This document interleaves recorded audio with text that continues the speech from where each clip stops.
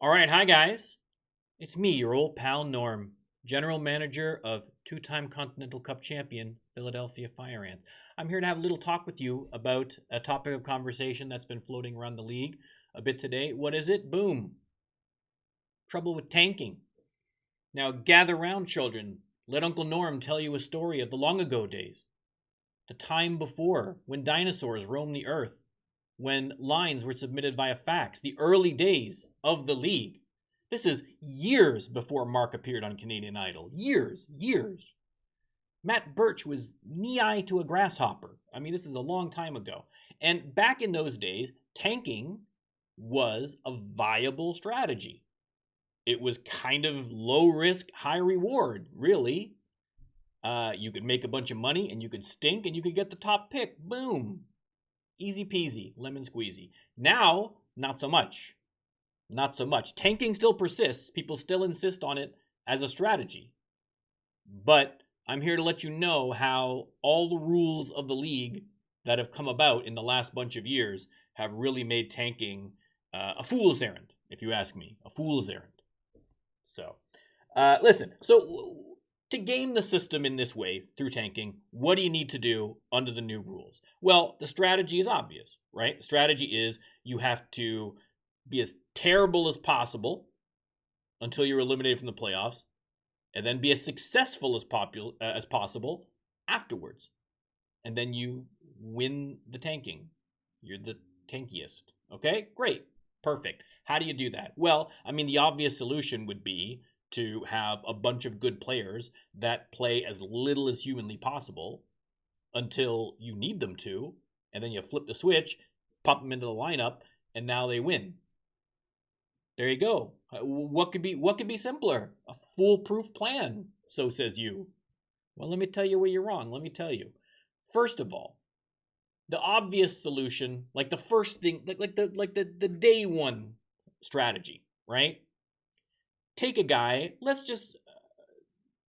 I'm just pulling this out of the air here, okay? Let's say you've got a forward. Let's say he's about 75 overall, but he's making, not a lot of money or whatever. He's a young guy. You can stick him right in the minors. Stick him right in the GHA. Just forget all about him. He doesn't even touch your pro roster. He can't do a thing to help your team. And while you're stinking and racking it up, and then as soon as you need him, boom, you call him up to the majors, and he kills it. Now, is that viable strategy?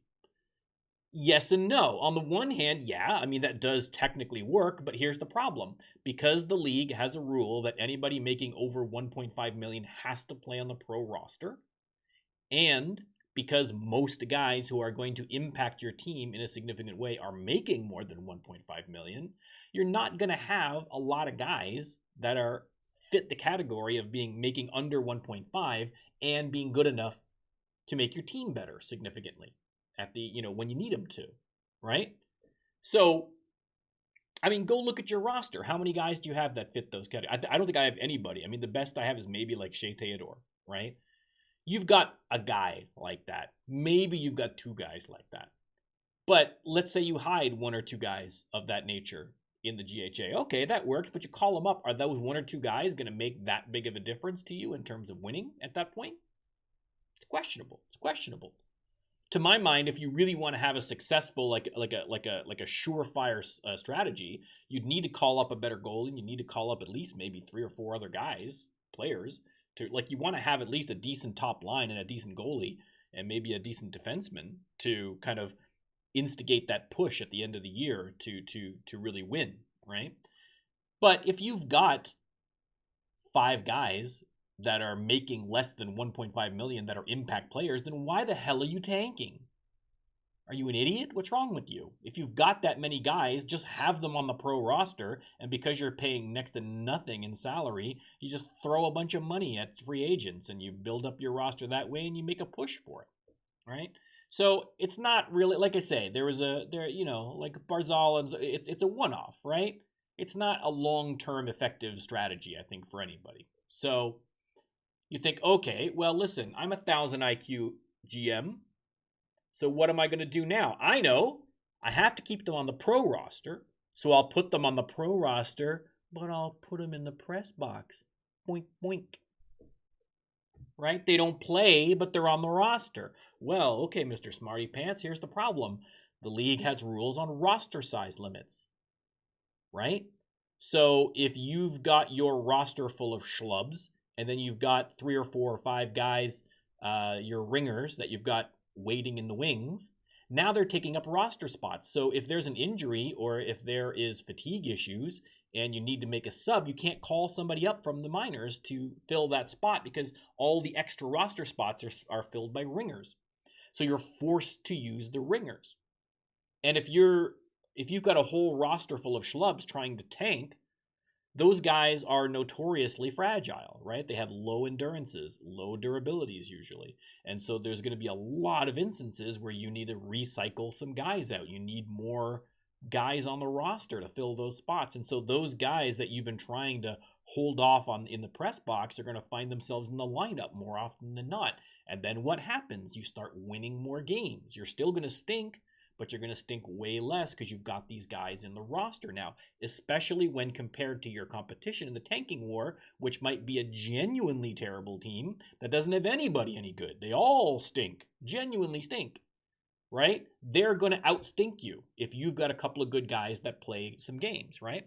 But you're thinking, okay, well, they have to be on the pro roster, and I can't avoid having them play some games. So I'll just put them in the lineup, but I'll put them all in fourth line minutes. They're going to get the garbage minutes. They're going to get no power play time. They're going to get no penalty kill time. They're going to be playing 10-minute shifts on the bottom line. And okay, yes, I mean that does work, but again, you have the exact same problem. For those 10 minutes, they're not going to stink, and they're going to put up goals, and it might be enough to keep you from losing as many games as your competitors. And on top of that, you still have the problem of the entire top part of your roster being full of schlubs who are going to need to be replaced because of injury and because of fatigue. And so those guys in the fourth line are going to find themselves periodically on special teams. They're going to find themselves bumped up to the second, third line periodically to sub in for injury relief and so forth. So you're still, again, going to be winning more than you want to and more than your competition who is genuinely terrible. So not a great strategy. Right? But let's be incredibly generous. Let's just say that despite all those difficulties that I've just laid out, you've been successful. You've managed to hide most of your guys on the roster, and you still wound up stinking really bad, and now you're ready to plug them in and get that end-of-year push. Well, here's the other problem. We have the morale stat now, right? And the morale stat is crippling to players. Trust me, I've been following the morale stat. The morale stat is, if you're not paying attention to your morale stat, you're a fool. Okay, there's my little hot tip, all right? If you've got a guy who, if I hide Steven Stamkos in the press box for the whole year and then bring him out at the end, even though he's Steven Stamkos, I mean, this is pre-injury, even though he's Steven Stamkos, if his morale is like 20 because he's been playing garbage minutes on a team that's been intentionally terrible and losing all the time, if a Steve Stamkos at 25 morale going to be significantly better than a mediocre player on another team who's been playing consistently the whole year and has like a 60 morale? Right? Not really. Not significant. I mean, he is going to be better, probably still, but not as big as you hope, right? So if you think that these ringers are going to come in and just totally kill it, probably not. I mean, they might, but probably not. So it's not even going to work, ultimately. I mean, it could work, but again, it's risky. It's not a lock, right? And then let's be even more generous. Let's just say that you wind up, it's being 100% successful, right? You hide the ringers all year, you bring them in, and despite their low morale, they wind up winning, and then you wind up king of the tanks, all right? Best of the worst, okay? Congratulations, what have you won? Right? In the old days, the very, very old days, you now have the first overall pick, but now you don't have that. Now you have a draft lottery. So you win the best odds of the best pick. And as many, many GMs will tell you, usually with tears streaming down their face, curled up in fetal position on the floor with their thumb in their mouths, Having good draft odds is a very different thing from having a good draft pick, because you have no idea how that lottery is going to wind up. So you could do everything right in your tanking strategy and have incredible luck and incredible success and still wind up picking fourth or fifth or something, right? So again, it makes it increases the risks and decreases the reward. That's basically what we're talking about here. Now, let's I'm being as you all know, I'm an incredibly generous man. I'm an incredibly generous man. If anything, I'm too generous. But I'm going to grant you all of that, and let's just say that you're a complete success and you get that first overall pick. Well, congratulations. Congratulations. But is that going to help your team? Sure, of course it's going to help your team. I'd love to have a first overall pick for once. That'd be great, right? My teams are too good. I can't do it. But some of you lesser GMs, I'm sure you probably could get the first overall pick. I'm sure many of you have, right? And it's helped your team, but it's not a guarantee. Is that guy you pick at first overall going to help a team that you've intentionally made as terrible as possible?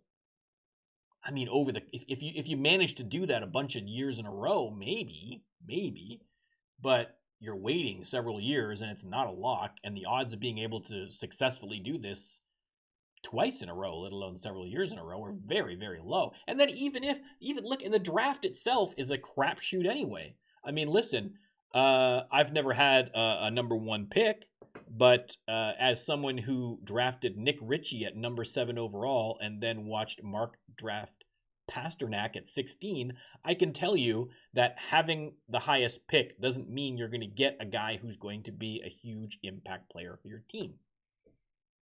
So, what am I saying in conclusion? Okay, tanking is never going to go away, ever. No matter what the league does, there is always going to be someone who's like, I stink, I'm going to be the best at stinking, and I'm going to profit from this. And you know what? It might work. It's going to work out periodically for people. But I think the league, so you can't get rid of it, right? I mean, listen, trying to game the system to make our teams better is literally our jobs as GMs. Okay? Any advantage you can get that makes your team better, you got to take it. If you're a good GM, you have to take it. So I don't blame anybody trying to tank. But what I'm arguing is that the rules have been made such now that tanking is just, it's such a crapshoot, right? It's hard to do. It's the rewards from it are completely uncertain, and it's not repeatable over a long period of time in a reliable way, in a way that's going to get you that kind of dream nucleus of youngsters, you know what I mean, that you want to have to improve your team. I mean, it might. I mean, tanking increases your chances of these strategies, these things that I've been talking about. All that's going to help your odds to do it, but ultimately, it's still poker, man. It's still a crapshoot. It's still a coin flip. So, is it better to try that strategy, or is it better to, I don't know, like run your team, like sign some free agents, make some trades, try and get some traction, make some magic happen, baby. That's how it works. So, like I say, tanking's not going away. People are still going to tank. Sometimes it's going to work, sometimes it's not. I'm not going to bother, probably. It's difficult for me, though, because I'm so amazing, and because my team is so amazing. Even like a year like this, where I'm trying to not do well, I still wind up in the top 10 teams. I mean, I can't help myself. I can't help myself. Genius can't be contained. I'm so good at this, even I can't stop myself at this point. So, but, for like regular people like you guys are, I mean, maybe it might be a viable strategy, but I think it's kind of sucks. I mean, what's the point of playing the game if you're not going to win?